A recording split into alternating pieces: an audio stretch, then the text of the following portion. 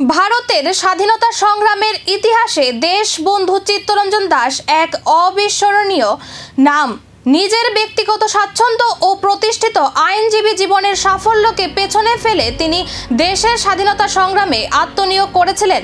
তার ত্যাগ, আদর্শ এবং দেশপ্রেম আজও দেশের মানুষের কাছে অনুপ্রেরণার উৎস।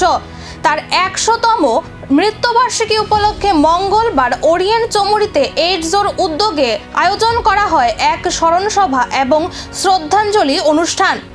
অনুষ্ঠানের শুরুতেই দেশবন্ধু চিত্তরঞ্জন দাসের প্রতিকৃতিতে মাল্যদান ও পুষ্পার্ঘ্য অর্পণের মাধ্যমে শ্রদ্ধা নিবেদন করেন উপস্থিত সদস্যরা। এরপর তার জীবন, কর্ম এবং স্বাধীনতা আন্দোলনে ঐতিহাসিক অবদান নিয়ে বিস্তারিত আলোচনা অনুষ্ঠিত হয়।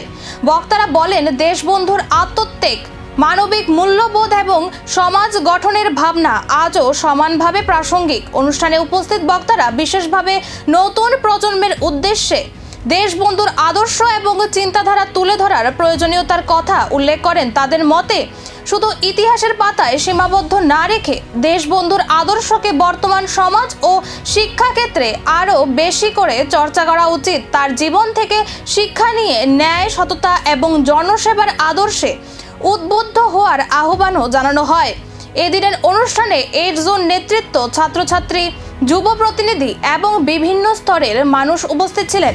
দেশবন্ধুর স্মৃতির প্রতি শ্রদ্ধা জানিয়ে তারা দেশের গণতান্ত্রিক ও মানবিক মূল্যবোধ রক্ষায় ঐক্যবদ্ধভাবে কাজ করার অঙ্গীকার ব্যক্ত করেন।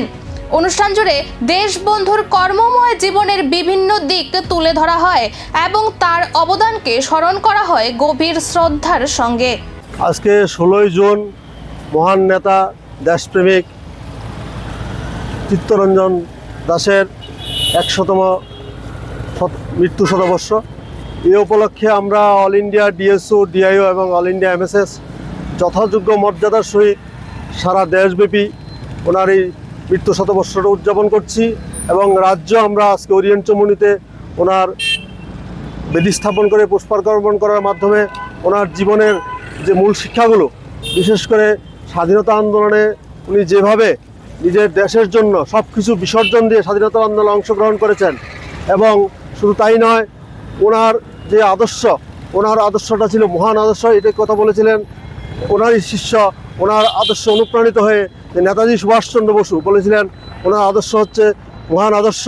এবং উনি যেটা করতেন, যেমন আজকে স্বাধীনতা আন্দোলনে উনি ওনার সর্বস্ব ত্যাগ করেছেন, ওনার মেয়েকে, ওনার স্ত্রীকে এবং ওনার বোনকে স্বাধীনতা আন্দোলনে উদ্বুদ্ধ করেছিলেন অসহযোগ আন্দোলনে অংশগ্রহণ করার জন্য এবং উনি সব কিছু সর্বস্ব স্বাধীনতা আন্দোলনে দান করে দিয়ে গেছেন। এবং উনি মনে মনে ভাবতেন, ১০০ বছর পরও দেশবন্ধুর আদর্শকে সামনে রেখে নতুন প্রজন্মকে উদ্বুদ্ধ করার এই উদ্যোগ কতটা প্রভাব ফেলবে সমাজে। ইতিহাসের সেই বার্তা কি আবারও নতুন করে আলোড়ন তুলবে? এখন সেদিকেই নজর।